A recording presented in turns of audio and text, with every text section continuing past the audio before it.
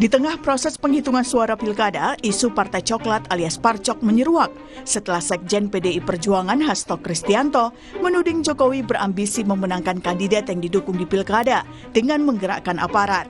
Hasto menyebut Partai Coklat dan penggunaan instrumen negara seperti bansos digunakan untuk memenangkan pilkada termasuk di wilayah Kandang Banteng. Istilah Parcok sendiri mengarah pada dugaan pengerahan aparat kepolisian untuk kerja politik elektoral. PDI Perjuangan sangat mengkhawatirkan karena bekerjanya sisi gelap demokrasi, di mana sisi gelap demokrasi ini digerakkan oleh suatu ambisi kekuasaan yang tidak pernah berhenti, yang merupakan perpaduan dari tiga aspek. Pertama adalah ambisi Jokowi sendiri, kemudian yang kedua adalah gerakan Parcok, Partai Coklat, dan yang ketiga PJ Kepala Daerah. Menanggapi tudingan tersebut, Presiden ke-7 Joko Widodo menyebut ada mekanisme di Bawaslu dan Mahkamah Konstitusi yang bisa membuktikan kebenaran. Dalam pilkada, Jokowi memang aktif mendukung sejumlah calon, mulai dari calon gubernur Jawa Tengah Muhammad Lutfi hingga calon gubernur Jakarta Ridwan Kamil. Tak hanya itu, Jokowi juga meminta soal tudingan Partai Coklat ditanyakan langsung ke cagup yang terkait. Salah satunya Bobi Nasution, calon gubernur Sumatera Utara yang juga menantu Jokowi. Tanyakan ke Pak Bobi. Pak Bapak dituding Pak Hasto haus kekuasaan sehingga minta bantuan Partai Coklat, tanggapannya seperti apa Pak? Tanya Pak Bobi. Pak, ini informasinya dari untuk Pilgub Jawa Tengah ini Pak, ada pengerahan dari kepolisian aparat gitu. Ini bagaimana tanggapan Bapak? Ya, disebut Bapak yang membelakangi Pak. Itu dibuktikan saja. Tujuan karena kan ada dilaporkan saja ke Bawaslu, ada mekanismenya. Atau di bawah MK kan ada mekanismenya. Ya. Soal tudingan pengerahan Partai Coklat di pilkada juga ditanggapi Partai Kebangkitan Bangsa (PKB). Wakil Ketua Umum PKB, Zazilul Fawait, meminta Polri mengoreksi diri menyusul munculnya istilah Parcok atau Partai Coklat yang dikait-kaitkan dengan isu pengerahan aparat untuk pemenangan pilkada. Nah, kalau hari ini kemudian tidak dipercaya atau publik banyak dugaan berpolitik, ada sebutan parcok lah, parpol lah, itu menurut saya itu koreksi. Harus didengar itu oleh institusi kepolisian. Bahwa itu tidak terbukti, mungkin saja tidak terbukti, tetapi itu sebagai dugaan, itu muncul berkali-kali. Lalu, benarkah ada Partai Coklat di Pilkada 2024? Tim Liputan, Kompas TV.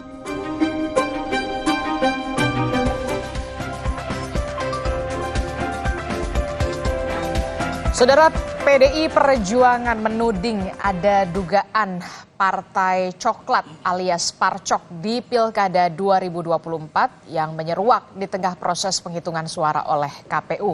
Istilah Partai Coklat sendiri menurut PDI Perjuangan, lagi-lagi saya harus menyebut menurut PDI Perjuangan, adalah diduga pengerahan aparat kepolisian untuk kerja politik elektoral. Benarkah Partai Coklat memainkan peran demi kemenangan salah satu paslon di pilkada menurut PDI Perjuangan? Kami akan bahas soal ini bersama dengan sejumlah narasumber yang sudah hadir melalui sambungan Zoom.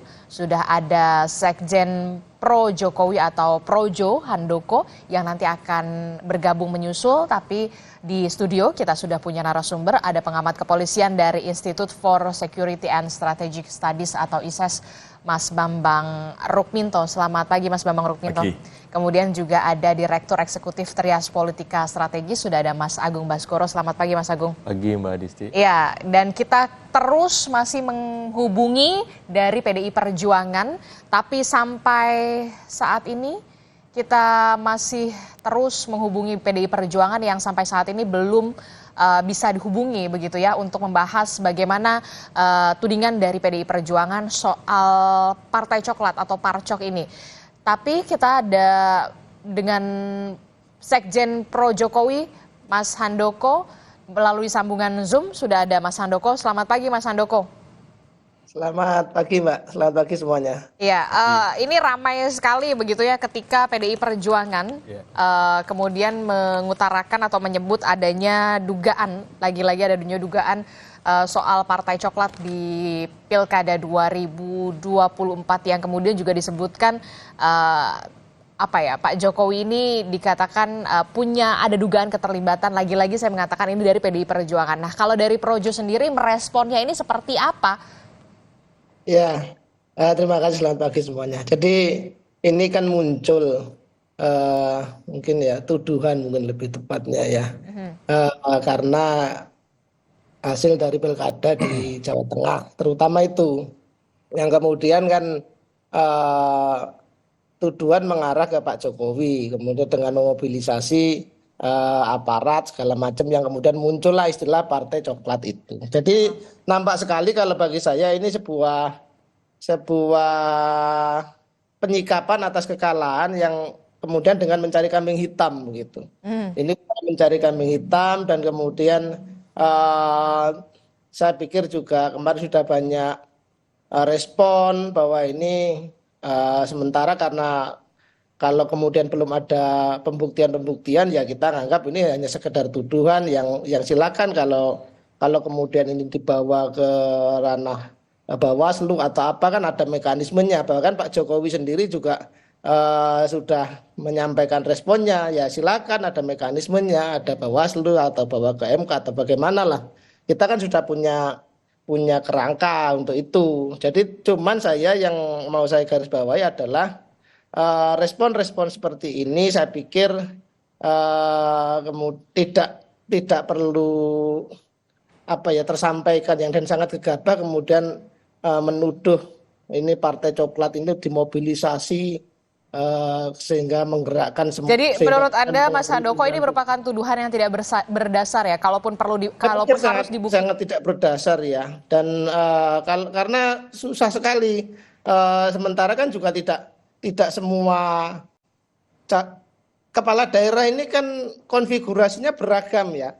Ya kan di sini mungkin sebuah partai A dengan partai B saling berhadapan, tapi di titik lain nanti kemudian mereka bersama-sama di satu kontestasi menang, di satu kontestasi yang lain kalah, terus kemudian mengeneralisir ini dengan tuduhan ada mobilisasi besar-besaran, apalagi oleh Pak Jokowi ya, yang sekarang bukan lagi menjabat sebagai presiden, tetapi beliau sekarang juga sudah sebagai rakyat biasa gitu Mbak. Jadi ini saya pikir hanya upaya mencari kambing hitam aja.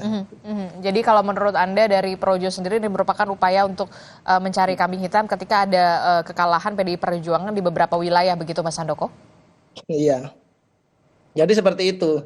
Nah, cuman ya yang dari sisi saya ini menyayangkan ketika kita ini mestinya memberikan contoh kepada rakyat bagaimana menyikapi sebuah kemenangan ataupun kekalahan dalam sebuah kontestasi politik seperti pilkada ini. Kita mestinya memberi contoh yang bagus. Oke, kita masih terus menunggu ya sebenarnya kabar dari PDI Perjuangan karena kita memang sudah mengundang PDI Perjuangan beberapa nama begitu, namun sampai saat ini belum bisa terkonfirmasi untuk bisa hadir di baik itu di studio ataupun di sambungan Zoom, karena kita tahu kemudian istilah Partai Coklat ini kemudian di pertama kali adalah disebutkan dari PDI Perjuangan. Kalau dari Mas Agung sendiri ini melihatnya bagaimana? Kalau dari Projo sendiri ini merupakan tadi dikatakan ya mencari kambing hitam lah semacam itu istilahnya begitu. Nah kalau dari sisi politiknya sendiri bagaimana Mas Agung melihat? Ya, pilkada ini kan sebenarnya uji magnet figur ya. Jadi personal paslon yang dituntut untuk lebih baik rekam jejaknya, visi misinya, program kerjanya, bahkan ketika di masa kampanye dia harus punya banyak inovasi agar para pemilih tertarik untuk memilih kandidat yang bersangkutan. Nah ketika ada arahan ini ada kaitannya ya, ada parcok ya. Maka saya melihat secara institusional bahwa setiap paslon itu kan didukung oleh koalisi besar. Apakah memang atas nama PDIP, apakah atas nama Kim, Hampa Plus atau Kim Plus seperti itu. Jadi secara institusional ini yang harus dilihat, dan kalau memang ada arahan pelanggaran-pelanggaran maka secara normatif memang tindak lanjutnya ada di Bawaslu ataupun MK seperti itu. Termasuk yang keterlibatkan atau intervensi kekuasaan ya. baik yang sifatnya langsung ataupun tidak. Apakah memang nanti ketika ditemukan pelanggaran-pelanggaran itu, maka ya otomatis Bawaslu atau MK bertindak. Tapi ini lagi-lagi harus ada inisiatif dari paslon yang bertanding.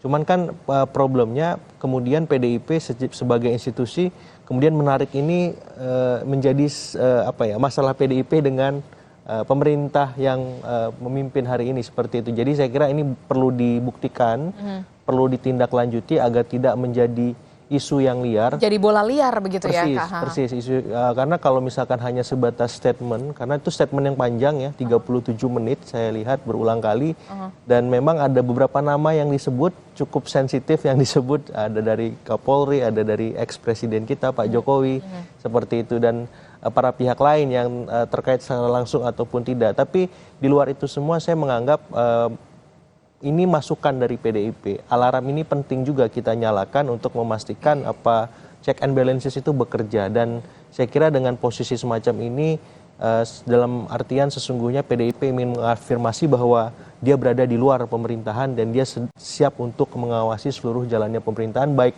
di nasional maupun di pilkada maupun di ranah-ranah yang lain. Jadi justru kalau Anda melihatnya ini sinyal mempertegas kemudian PDI Perjuangan positioningnya ada di luar pemerintahan. Persis. Dan ini kan keras sekali sebenarnya statementnya, arahannya, alarmnya gitu. Dan saya kira ini harus ditindaklanjuti dengan arahan-arahan yang lebih konstruktif gitu. Jadi di saat yang sama PDIP kita tunggu statement lanjutannya, pembuktiannya. Tapi di saat yang sama kita sebagai masyarakat harus bersyukur PDIP memilih jalan di luar pemerintahan untuk memastikan demokrasi kita berjalan pada tempatnya, seperti itu.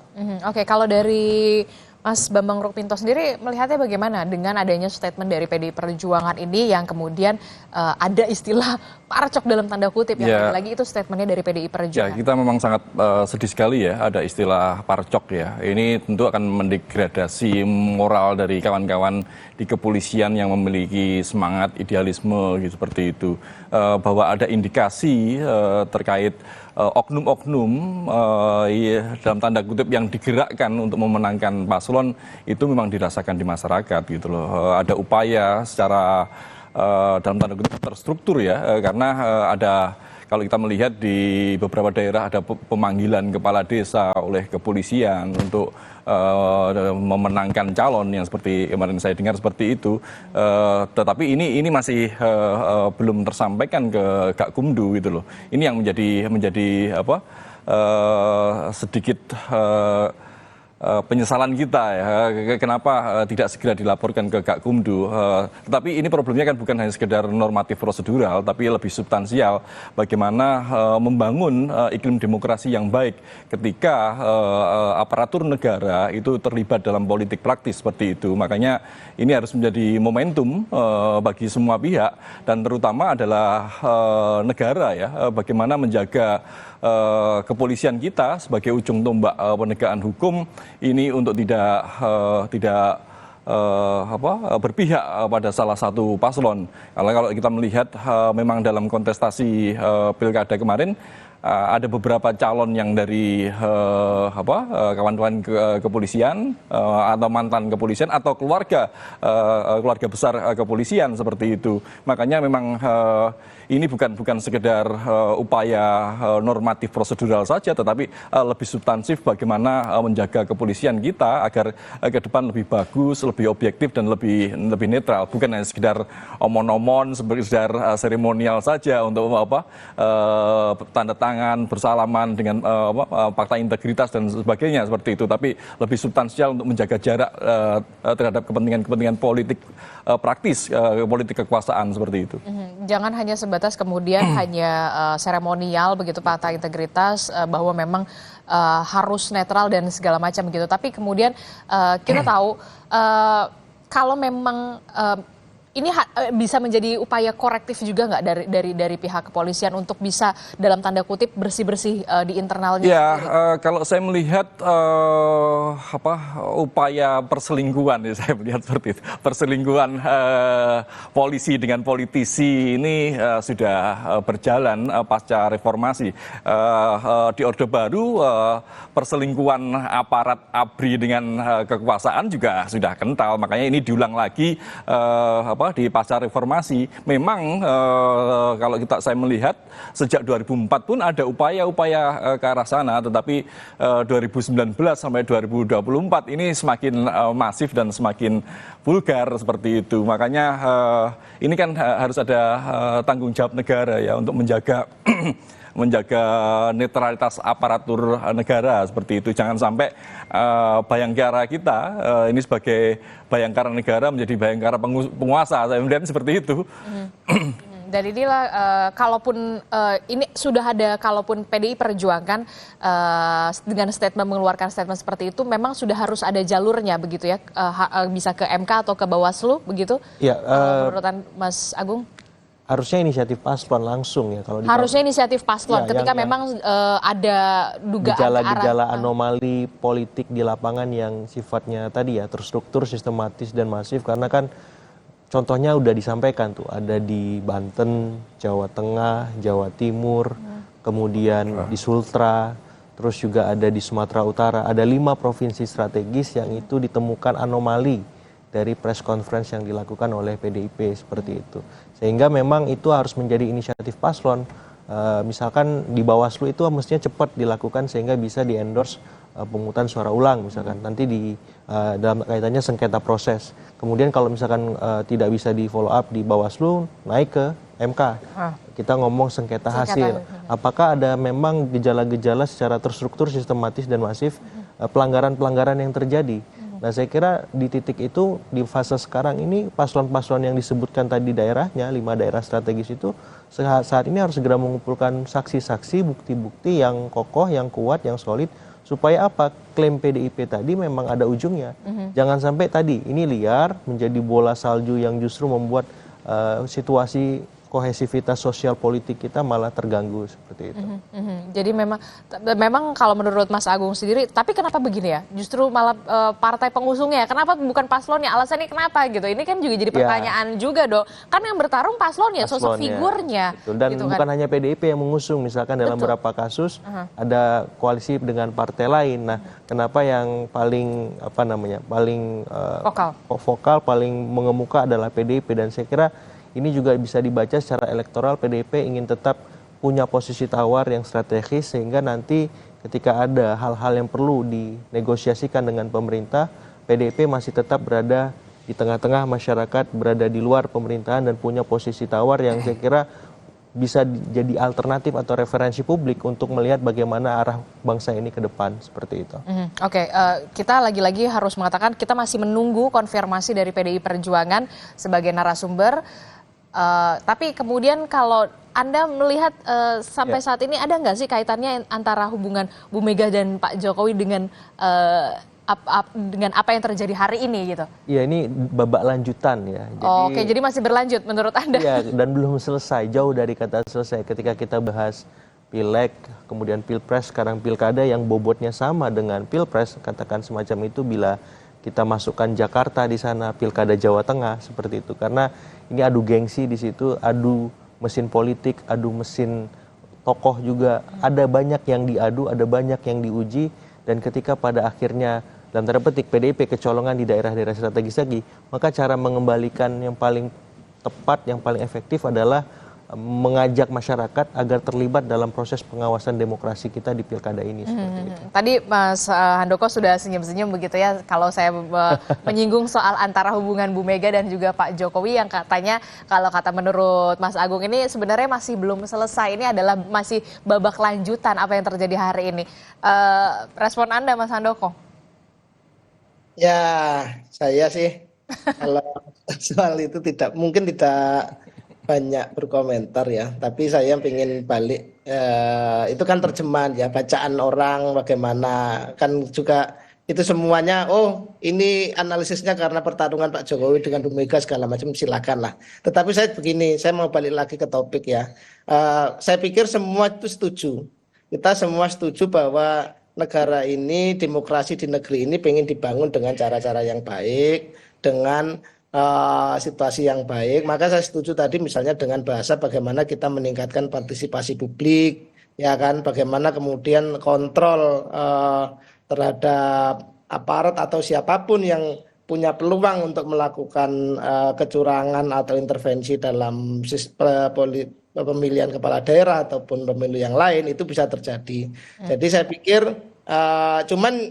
ini memang perlu penjelasan lebih lanjut dari kawan-kawan yang melontarkan tuduhan soal parcok ini. Ya, kita kan nggak bisa ngomong kemana-mana ini begitu kalau kemudian ini memang ada bukti-bukti yang diajukan, ada sengketa yang kemudian digelar segala macam, baru kita bisa melakukan diskusi lebih lanjut. Karena ini betul-betul baru tuduhan yang ini ada parcok yang digerakkan oleh Pak Jokowi sehingga kemudian di Jawa Tengah PDI Perjuangan kalah, kan begitu konstruksi pemikiran yang dilontarkan. Dan ini saya pikir silakan daripada kemudian ini jadi sekedar rumors yang saya pikir tadi nampak sekali seperti mencari kambing hitam dan menjadi bola liar yang nggak jelas ujung pangkalnya. Ya mendingan ini dilakukan proses-proses yang semestinya lah. Yang memang sudah ada jalurnya ya. Kalau misalkan mau ke MK bisa lewat sengketa pemilu begitu ya, atau sengketa pilkada begitu menurut Anda? Ada Bawaslu, kalau kemudian ya saya sudah jelaskan, kalau ada misalkan menemukan di lapangan ya silakan dilakukan upaya itu. Kalau kemudian nanti di hasilnya pun ternyata masih nggak cocok, ada lagi mekanisme di MK. Seperti itu, daripada kemudian saling tuduh. Ya kita nanti yang saya khawatirkan adalah justru rakyat ini kehilangan kepercayaan kepada pemimpin-pemimpin, kepada kita-kita yang kemudian melakukan yang menjadi motor dari urusan politik nasional ini. Begitu kira-kira Mbak. Tapi kalau dikatakan kemudian kemenangan ini karena juga efek Jokowi yang kemudian begitu terasa di Jawa Tengah, Anda mengamini kan? Saya setuju. Itu tadi makanya kan kemudian ini kan begini, kontestasi pilkada ini satu, pertama figurnya yang diusung, kemudian siapa yang endorse itu juga penting. Maka kemudian kita akan melihat fenomena di mana-mana orang misalnya ada influencer lah, ada apa yang tokoh tertentu yang melakukan dukungan itu memang mempengaruhi publik. Dan saya sudah dalam diskusi-diskusi kemarin juga saya sampaikan bahwa memang faktor Pak Jokowi masih sangat berpengaruh. Bagaimana publik masih benar-benar mendengarkan atau melihat arah mana yang ditunjuk oleh Pak Jokowi. Dan ini bagi kami juga tidak mengherankan karena Pak Jokowi ini mempunyai approval rating yang sangat tinggi, sehingga kita bisa melihat bagaimana beliau menjadi presiden yang sangat dicintai rakyatnya. Sehingga kalau kemudian hari ini beliau mempunyai pengaruh cukup besar, dan kita juga mahfum kalau di Jawa Tengah itu Pak Jokowi sangat berpengaruh karena memang basisnya kan di sana, asalnya dari sana, basic culture-nya bener-bener nyambung, kira-kira begitu. Itu betul Mbak. Ya. Oke, kalau yang tadi soal efek Jokowi ini memang kemudian diamini oleh Projo sendiri punya efek yang kemudian signifikan sekali begitu. Di berbeda konteks dengan partai coklat yang parcok yang disebutkan oleh PDI Perjuangan. Iya, figur itu memang ketika di-endorse akan berdampak secara elektoral, tapi ketika mampu diimbangi oleh lawannya juga menjadi relatif. Karena kerja pemenangan politik dalam konteks pilkada itu kan kerja kolosal, Mbak. Kerja besar, kerja kontribusi semua elemen. Jadi endorse itu hanya salah satu variabel dari banyak variabel untuk memenangkan kandidat. Dalam artian misalkan di udara itu kerja-kerja teman-teman media membuat konten supaya viral. Kerja-kerja di darat, belusukannya kandidat yang intensif. Kerja-kerja relawan melakukan door-to-door campaign ke rumah-rumah. Kemudian ada canvassing ke seluruh tempat, menyebar APK seperti itu. Jadi ini kerja kolosal, belum lagi lini kampanye yang lain yang terlibat. Jadi ketika ada Jokowi efek bekerja misalkan di Jakarta atau di Jawa Tengah, sebenarnya bisa diimbangi oleh misalkan Megawati efek atau Ganjar efek. Dan efek-efek yang dimiliki oleh PDIP, karena kan PDIP dan tokoh-tokoh mereka dibesarkan di sana. Artinya ini bisa diimbangi sebenarnya. Sehingga ketika ada istilah parcok tadi, ini perlu diuji klaimnya, validitasnya, supaya apa? Supaya memang benar-benar terang benderang semua hal, dan PDIP di sini dituntut Kalau nggak ini bisa menjadi bumerang politik bagi PDIP sendiri. Ya karena akan dilihat apakah calon-calon PDIP yang menang, cara menangnya gimana. Misalkan, bagaimana kemudian pembuktian ketika PDIP di periode sebelumnya ikut pilkada, ikut pileg, ikut pilpres, apakah memang ada kekuatan-kekuatan lain yang terlibat seperti. Jadi maksud saya supaya ini tidak menjadi bola liar yang akhirnya kembali ke PDIP. PDIP jadi backfire sendiri. Betul, harus menjelaskan karena PDIP kan sebelumnya berkuasa 2 periode. Dan sekarang ada pemerintahan baru yang baru berkuasa. Ini kemudian dalam tanda petik dikritik, diserang habis-habisan. Nah, ketika ini dibalik ke PDIP, apakah PDIP siap menerima serangan itu? Apakah PDIP siap juga melampirkan bukti-bukti supaya apa? Supaya ini menjadi debat atau diskurs yang sehat, memberikan bukti, memberikan data-data, ya supaya apa? Supaya masyarakat tercerdaskan. Sebenarnya ini duduk persoalannya seperti apa? Dan supaya benar-benar clear dan juga jelas begitu ya, masyarakat juga melihat pihak kepolisian jadi tahu untuk mengkoreksi diri mereka, melakukan evaluasi di internal. Kita salah di mana, kita perbaiki, dan ini diskusi yang sehat menurut saya, dan dalam iklim demokrasi ini perlu dan penting untuk terus kita lakukan. Oke, perlu ada apa ya dikatakan jangan sampai menjadi bumerang politik tersendiri begitu ya untuk PDI Perjuangan. Disayangkan kalau misalkan tidak ada ujungnya ini kemana begitu ya. Begitu ya kalau menurut Mas Agung ya. Kalau dari Mas Bambang Rukminto sendiri bagaimana soal jaminan netralitas Polri ini di pilkada ya? Ya, ini kalau menurut saya apa yang dilakukan PDIP ini memang seperti yang disampaikan Mas Agung di awal tadi, ini bukan persoalan PDIP dengan rejim baru ya, tapi persoalan PDIP dengan Pak Jokowi yang belum selesai gitu loh. Karena selama 10 tahun terakhir Pak Jokowi dengan PDIP ya bergandengan tangan gitu lah. Artinya kalau tadi ada backfire terkait dengan upaya pemenangan di pilkada dan yang lain-lainnya, itu juga PDIP tentunya juga belajar dari yang sebelumnya. Dan tadi Mas Handoko juga menyampaikan, mengkonfirmasi lah bahwa ada hubungan Pak Jokowi terkait dengan figur Pak Jokowi, dan kita juga masyarakat juga sangat paham bahwa ada hubungan yang intensif antara Pak Jokowi dengan Kapolri seperti itu. Makanya kalau kemudian apalagi di Jawa Tengah calonnya adalah sosok seorang mantan Kapolda, seorang yang kemudian juga di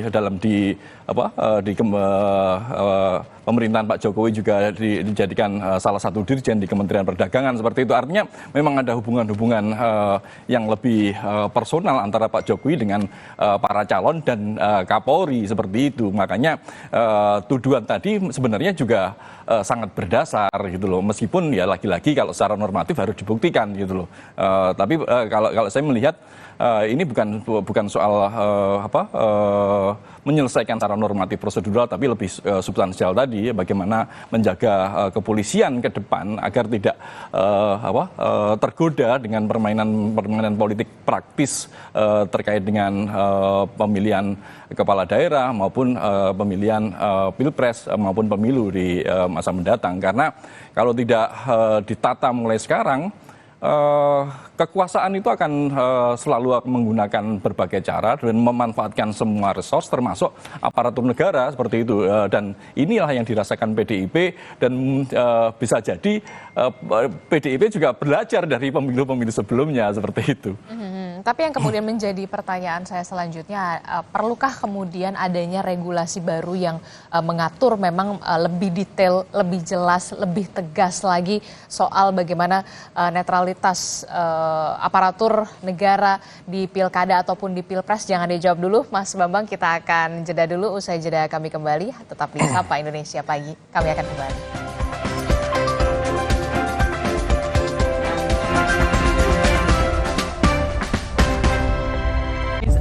I am a French professional tennis player, also a TV presenter. When I feel like I'm gonna get cold symptoms, give me my tolak angin. Orang pintar minum tolak angin. And I agree. Tennis makes me happy. Tolak angin helps me maintain my health. Di tiket.com murah harga kemana aja? Murah rezeki kasih instan cashback hingga berjuta-juta. Just murah hati, ramah satset dan bantu banget. Pesan tiket di tiket.com semua murah meriah. Jadi mau kemana? Semua ada tiketnya. Pusing kejar setoran, yang penting kerja halal. Freshcare dong halal. Capek kena PHP? Pilih yang pasti-pasti aja. Freshcare, pasti aromanya, pasti fresh hangatnya. Freshcare, hangatnya selalu bikin fresh. Inovasi baru dari Hotin. Hotin Go. Oles, go. Roll on, go. Pijat, go. Nggak sentuh langsung, nggak bikin tangan panas. Hotin Go. Hotnya in, langsung go. Cuacanya. Jangan